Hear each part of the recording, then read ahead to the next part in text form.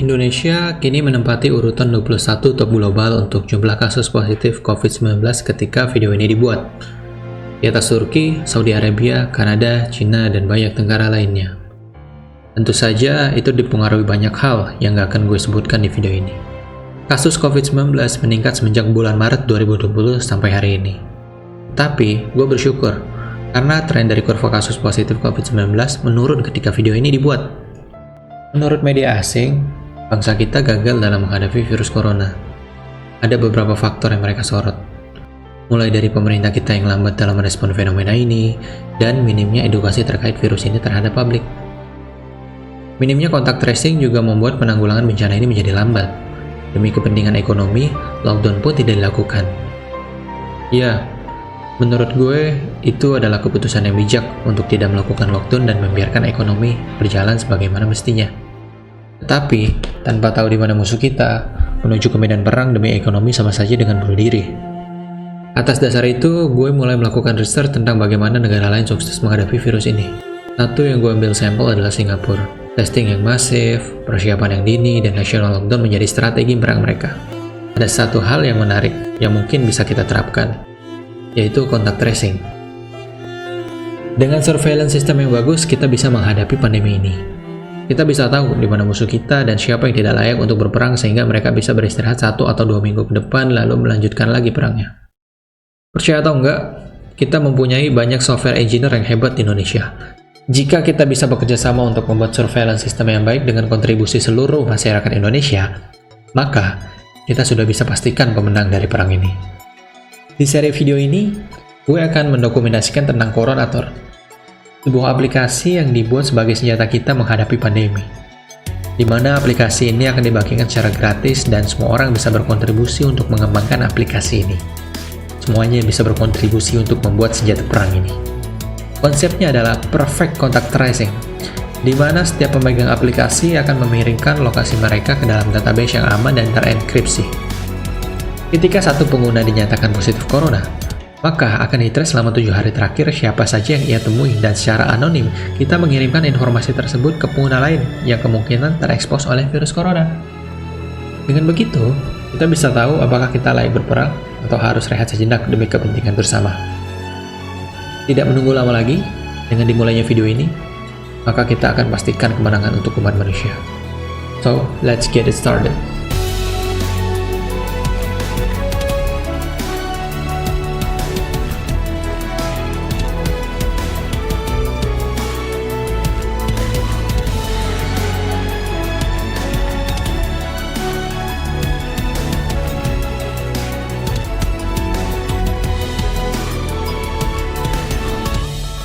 Untuk menjaga privasi dan keamanan pengguna, maka kita akan menggunakan metode hashing untuk mengacak data nomor telepon yang masuk ke dalam basis data Coronator.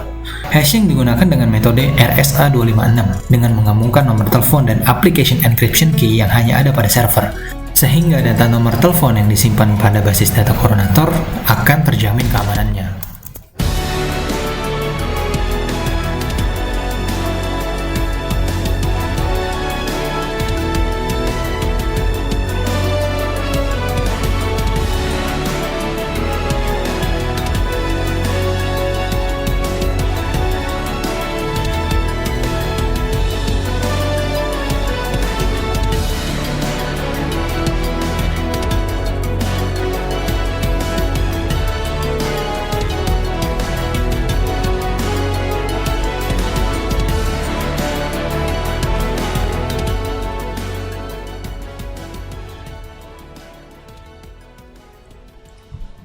Hey guys, setelah apa yang gue lakuin tadi, mulai dari bikin bisnis proses, arsitektur diagram, arsitektur database, dan modding, gue akan menunjukkan kepada kalian aplikasi Coronator yang gue buat tadi. Jadi mungkin gue kesana aja kali ya, biar lebih jelas.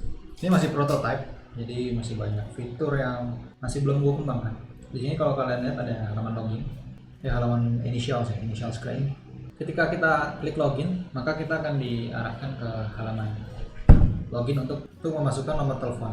Loginnya itu menggunakan OTP. Di sini gue lebih memilih WhatsApp daripada SMS karena WhatsApp lebih murah daripada SMS. Di sini gue mau masukin nomor telepon gue. Nah, setelah login kita akan diarahkan ke halaman OTP. Di sini kita akan dikirimkan OTP ke WhatsApp kita. OTP-nya 1385. Oke, kita input langsung ya, 1385. Oke, langsung submit. Ketika proses submit berhasil, kita akan diarahkan ke halaman timeline. Jadi ini sampai gue zoom out dulu. Jadi di sini kita bisa melihat informasi kapan kita terdeteksi dalam jangka waktu tertentu dengan pasien yang positif corona dan maupun pasien yang suspected corona. Oke. Kalau kalian klik di sini di mapnya, kalian bisa klik lokasi. Jadi kalian tahu di mana kalian terpaparnya. Oke, misalnya di sini akan dikasih lihat lokasinya, tapi nggak ada pinnya karena kita nggak mau terlalu spesifik di sini.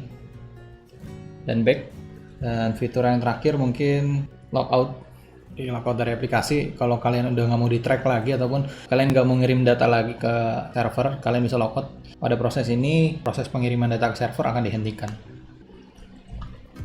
Jika kalian ingin berkontribusi terhadap project ini, gue udah membuat repositorinya. Ini untuk aplikasinya. Di sini gue pakai Flutter, dan menurut gue Flutter itu hybrid, jadi satu code itu bisa di iOS dan di Android. Lalu di sini ada repository untuk servernya, Coronator.